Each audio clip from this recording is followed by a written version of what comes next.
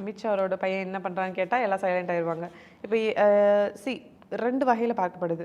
ஒருத்தர் வந்து இந்த ஃபேமிலியிலேருந்து வராரு அப்படின்றதுக்காக அவர் அங்கே கொண்டு போய் உட்கார வைக்கிறதும் தப்பு. அந்த ஃபேமிலியிலேருந்து வந்தேன் அப்படின்றதுக்காக பாலிடிக்ஸ் பண்ணணும்னு நினச்சாலும் எனக்கு அது மறுக்கப்படுறதும் வந்து தப்பு.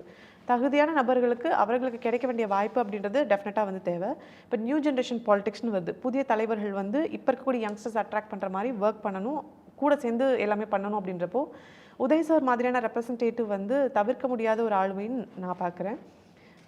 இன்னும் சொல்லப்போனால் அவருடைய வே ஆஃப் ஆக்ஷன் வந்து இப்போ இருக்கக்கூடிய தலைவர்களை விட ரொம்ப வேறுபட்டு இருக்குது.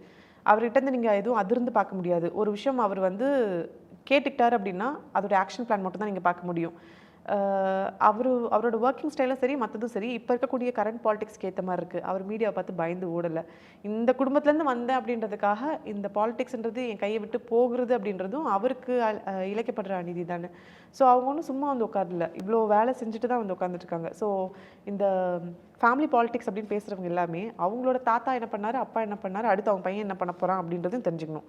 இல்லை புதுசாக வெளியிலேருந்து வந்து உட்காந்துட்டு எங்கள் அப்பா வந்து ஆடு மேய்ச்சாரு, மாடு மேய்ச்சாரு, நான் வந்து இப்படி ஆனேன் அப்படின்லாம் கதை சொல்லுவீங்க. சரி, ஆனால் இன்றைக்கி வரைக்கும் நீங்களே உங்கள் நண்பர்கள் காசில் தானே வாங்கிட்டு இருக்கீங்க. இன்னும் அந்த வாட்சுக்கான கரெக்டான பில்லு கொடுக்கவே இல்லை. இந்த மாதிரி உங்கள் மேலே நிறைய விமர்சனங்கள் இருக்குது. உங்கள் மேலே வைக்கப்படுற விமர்சனங்களுக்கு நீங்கள் கரெக்டாக இன்றைக்கி வரைக்கும் பதில் சொல்லிட்டீங்கன்னா இல்லை. ஸோ அரசியலேருந்து விமர்சனம்ன்றது தவிர்க்கப்பட முடியாத ஒன்று. அதுக்காக நான் ஒர்க் பண்ண விரும்புகிற துறையில் என்னால் ஒர்க் பண்ண முடியாததுக்கு இது ஒரு காரணமாக மாறிடக்கூடாதுன்றது என்னுடைய தனிப்பட்ட கருத்து.